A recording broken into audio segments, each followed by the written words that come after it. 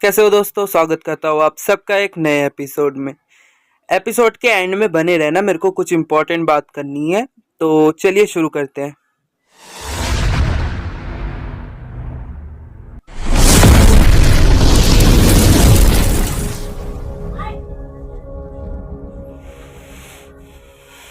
हमारे एपिसोड की स्टार्टिंग वहीं से होती है जहाँ पे पिछला एपिसोड खत्म हुआ था। हमारी हीरोइन अपना हाथ बढ़ाती है और कहती है, अंकल आप मेरे साथ चलो, हमारी फैमिली में आपको बहुत ज़्यादा प्यार मिलेगा। आपको आपकी सज़ा का जो आप सोच रहे हो, आप जो कर रहे हो, उसके वजह से आपको जो सज़ा मिल रही है, आपको लगता है कि उससे आपका पापों का प्रायश्चित हो जाएगा। मेरे पास दूसरा तरीका है, लेकिन इतने में क्या पोप बोलता है, यंग लेडी लगता है आपने कुछ गलत समझ लिया है। मैं यहाँ पे आपके अंकल को पनिश नहीं कर रहा था, बस आपके अंकल यहाँ पे प्योरीफाई होने की एक रिचुअल कर रहे थे। हमारी हीरोइन कहती है तभी, अंकल देख के तो नहीं लगता कि आप प्योरीफाई हो रहे हो। इतने में कहता है, नहीं नहीं नहीं, आप गलत समझ गई हो, ये प्योरीफाई करने का ही एक रिचुअल है। हमारी हीरोइन कहती है, अच्छा अगर ऐसा प्योरीफाई होता है तो ये प्योरीफाई नहीं, ये सिर्फ टॉर्चर करना है।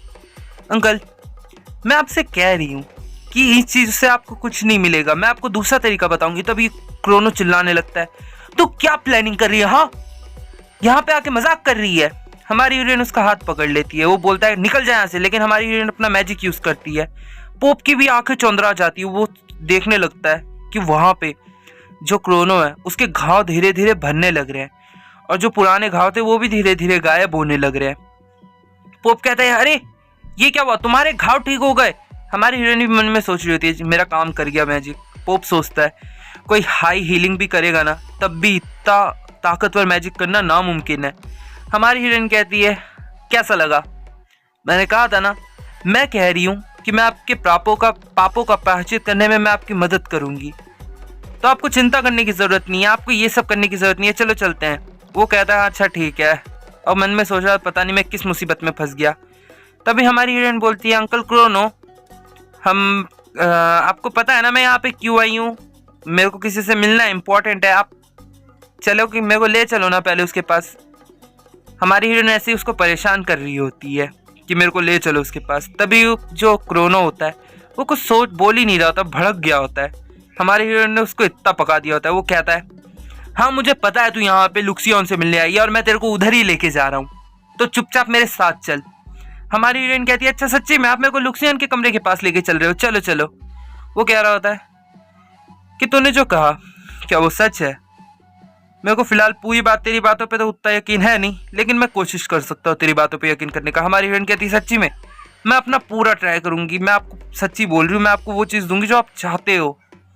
अब हमारा सीन शिफ्ट हो जाता है, हमें लुक्सियन के कमरे के बाहर आ जाते हैं। वहाँ पे क्रोनो बोल रहा होता है कि इस गेट के ऊपर एक कंसेनमेंट मैजिक लगा हुआ है, जिसकी वजह से बाहर की आवाज़ अंदर नहीं जाती है। इसे खोलने का पैटर्न बहुत ज़्यादा मुश्किल है, तो तुम थोड़ी देर रुको, मैं इसको खोलने का पैटर्न देखता हूँ।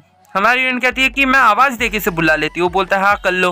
और हमारी हीरोइन अपने मतलब सांस भरने लगती है और चिल्लाती है, लुक्सियन बाहर आ।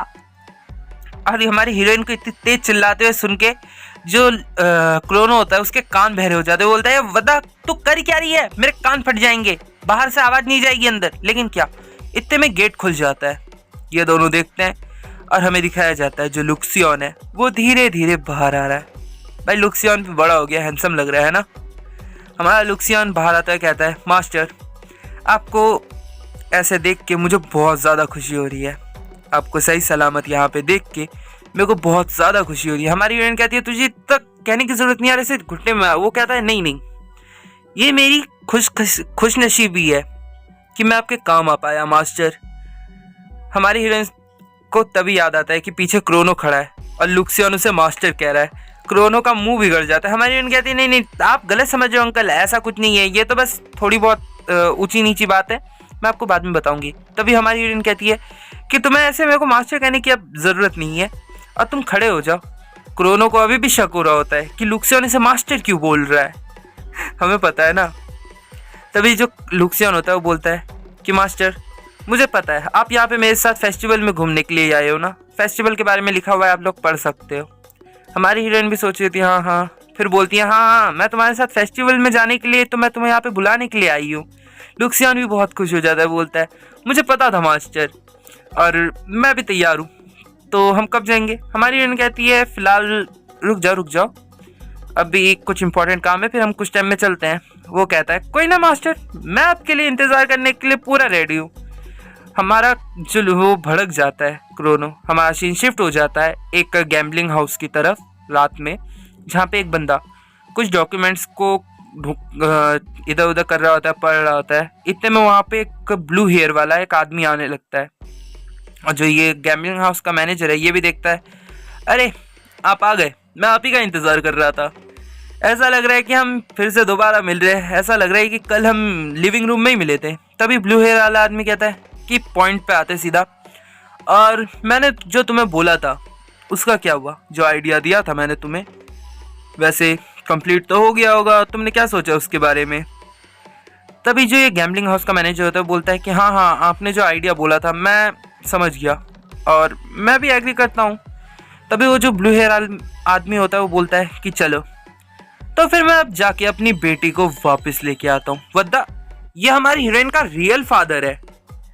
स्टोरी में अब और भी ट्विस्ट आने वाला है। दोस्तों, इसी के साथ ये एपिसोड होता है खत्म। 1 मिनट रुक जाओ, जाना नहीं, रुक जाओ, सब्र करो, मेरे को कुछ बात करनी है।